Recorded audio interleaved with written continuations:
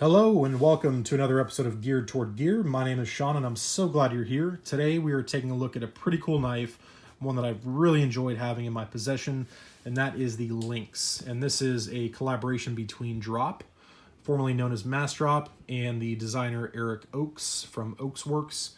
And it is manufactured by Reate knives in China. So it's a Chinese-made knife produced or manufactured rather by Reate, and they make some pretty high-end stuff as far as Chinese manufacturing is concerned. So that's what we're looking at there, and this was provided to the Apex Pass Round group by Drop. And when I saw this on the list of knives that I could kind of choose from, I immediately got on the list because I wanted to take a look at this knife because there's a couple things about it that just kind of stood out to me, and I've thoroughly enjoyed it. And in the time I've had it, I've started calling it the Pickle. That's kind of what I've named it for obvious reasons. Take a second, let that sink in. Look at the handle, the Pickle. Yeah, so it's called the Lynx, but I feel like they really missed an opportunity to name this knife the Pickle. Granted, that only really works with the orange G10 handle, and there are a couple different colors which we'll talk about. So here's the short version. We're looking at G10 handles with titanium liners. The blade steel here is going to be RWL 34.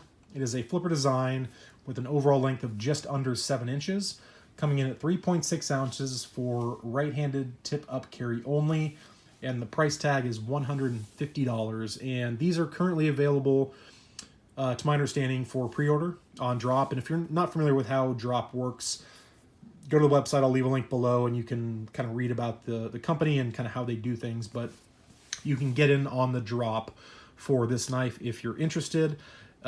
It's been a pleasure, I'll just say that. There are a couple different variants. You can get a kind of grayish, almost like a slate colored G10. You can also get it in black G10, I believe. And then if you want to fancy it up and spend a little more money, for an additional $100, you can do carbon fiber and mokutai accents, things like the pocket clip. So that would make it a $250 knife. For me, this is kind of where it's at. As far as price point, I wouldn't want to go any higher than that, but that's just my personal preference, so you can take a look at what they offer and make that decision for yourself. So let's do a couple size comparisons. So let's start with the Benchmade Mini Griptilian, and let's line the tips up here. And we'll see that the Griptilian's about 1/4 inch shorter overall, and the Rat Model 2 should come in at about 1/4 inch longer overall. So kind of sits right between the two in terms of overall length.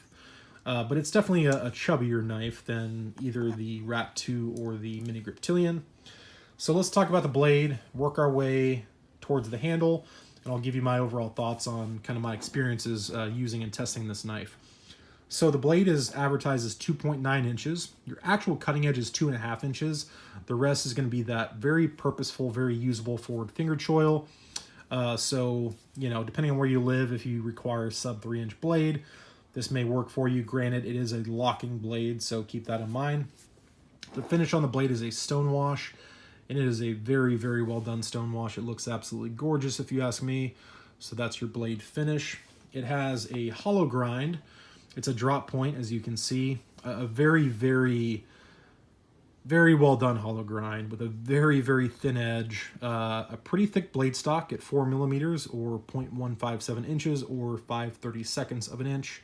And that spine is also partially crowned.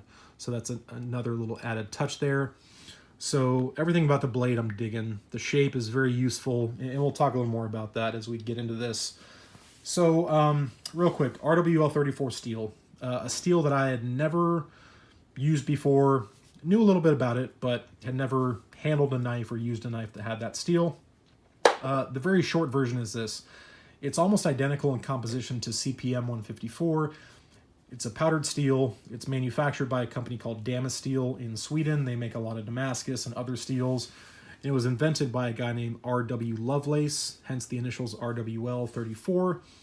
And again, it's going to be very similar to something like CPM 154, which would be considered a high-end steel, not necessarily premium or ultra premium, but a good steel. It's well-rounded. It's kind of good at everything, not necessarily great at everything. One area where it lacks a little bit is in its toughness, but guess what?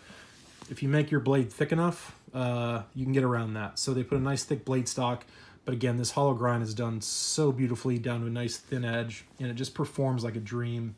I can't even tell you. We'll do some cut tests here towards the end. So that's what we're talking about as far as the blade is concerned. The handle is 3.93 inches of milled G10. It is plenty grippy. I really like the texture. It's almost fluted. You know, the grooves in the G10 are cut relatively deep. And so when you hold it in your hand, you definitely get that grip, and it's super comfortable. So I really do like the handle shape, and the way they did the texturing I think was very, very smart. It feels like it has a full 4-finger grip, which sounds weird considering for my extra large hands, I do not get a full 4-finger grip on this.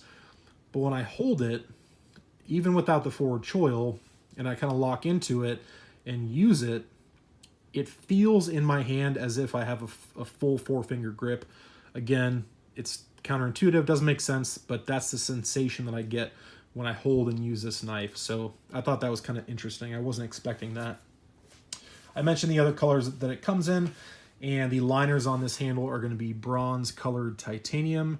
That looks pretty nice up against that green, I must say. And those bronze colored accents are carried over in the pivot, the hardware, the dual thumb studs, the little drop logo here, but not the pocket clip. And we'll talk about that a little later. So that's the basics on the handle. The action on this knife is going to be a flipper, obviously, running on caged ceramic bearings with hardened steel washers. It does have those dual thumb studs, which I like. I love flippers. They're fun to play with, but sometimes the most appropriate way to open your knife might be something more like that. So depending on your setting, that's not always the best way to open a knife. So I do oftentimes appreciate the addition of thumb studs to a flipper. And it's not something you see all the time. It's not uncommon necessarily, but I do like the fact that they added some really well done thumb studs to this knife. So you can slow roll it. You can, you know, flick it open if I can do that right, or you can use the flipper obviously as intended. But just a crazy, crazy smooth action on those bearings. The detent is really, really dialed in, probably a 6.5 or a 7. I have not been able to induce a failure in that if I put the lightest of pressure and just slowly increase that pressure until the detent breaks, it's going to open, and it's going to open all the way in lock. It didn't open very fast, but it opened fully, and it did lock, and I have not been able to induce a failure, so I do like that a lot. It's really well tuned. The lockup on this thing, as I mentioned, is a liner lock. It's locking up pretty early, which I like, maybe 25%, somewhere in there. And the centering is straight down the pipe. Couldn't possibly be better than it is. So there's a centering. The texture, as I mentioned, very purposeful on the grip, which I do like. There is a little bit of jimping on the flipper tab itself, as we can see here. So it's well done. You know, everything is slightly rounded. The jimping does its job, so no complaints on the jimping on the flipper. Otherwise, not a ton of texture, but this handle texture I really do like. I think it was very smart of them to kind of do it in this fluted fashion and kind of run it organically with the shape of the handle. I think it looks nice, kind of like a pickle, which again, I really feel like they missed an opportunity to name the knife the Pickle. Maybe if I ever design a knife, I'll call it the Pickle. Anyway, moving on. Pocket clip. It is tip up, right-handed only. It is a very good design in that it's easy in the pocket. It's got good retention. It carries relatively deep. It actually carries about that deep. So there's not a whole lot sticking out. My only complaint about the clip is why is it not bronze in color? I feel like the bronze accents with the liners, the hardware, the pivot, the thumb studs. You've got all this beautiful bronze. It's just really nice contrast to the green G10, and I feel like that pocket clip is begging to be bronze. So that's one thing that I would have changed. The other thing I really don't like, and this is going to be totally personal preference, I don't like the drop logo being there on the back side of the pivot. That's just me, but I could go without that. The G10 backspacer, it has one. I guess I didn't mention that. It has a lanyard pass through, and it's very, very small. So if you wanted to run a lanyard on this, you'd have to gut some paracord or use some smaller cordage or some thin leather or something like that. but it does have that if that's the way you roll. The ergos overall are super comfortable for EDC.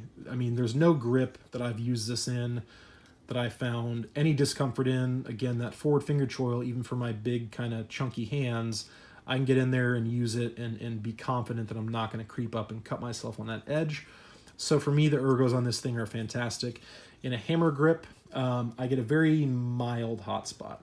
And for me, it's kind of like mild, moderate, and severe. Mild is basically something I could deal with 7 days a week. Moderate would be like, it doesn't feel great, but I can deal with it. Maybe I'll throw on some gloves. Severe would be almost unusable or requires gloves. This is a very mild hot spot, so I can deal with it 7 days a week, no issues.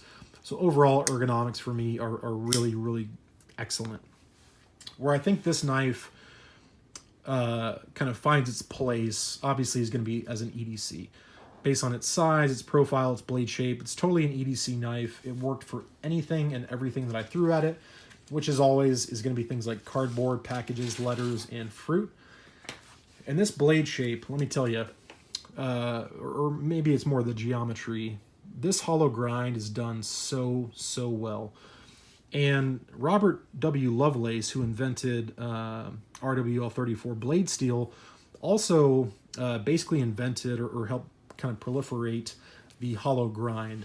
And this thing goes from a thick, stout 4mm stock down to a super thin edge, so you get virtually no friction when you're cutting, and it is just slicey as hell.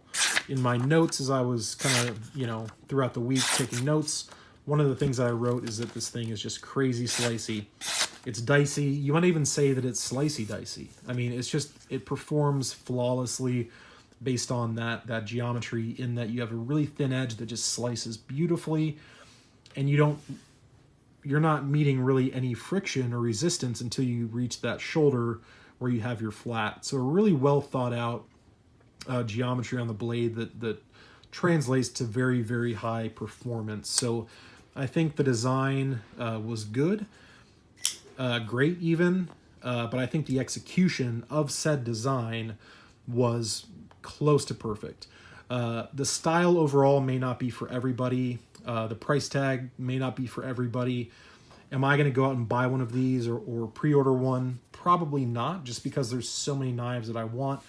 But this was a pleasure to use, and I really enjoyed it. So I'll be sending this off to the next person to take a look at. Thanks again to Drop for providing it. Thank you all so much for watching. As always, I really do appreciate that. If you have any questions about the knife, feel free to leave that down in the comments. And if you haven't already, check out my Instagram and Facebook. There's links below. I'm pretty active in both places, and the posts are almost identical between the two. So if you have one or the other, you'll be able to find the content there. So that's it. That's my thoughts on the Drop/Ochs Lynx. So yeah, thanks for watching, and I'll talk to you soon.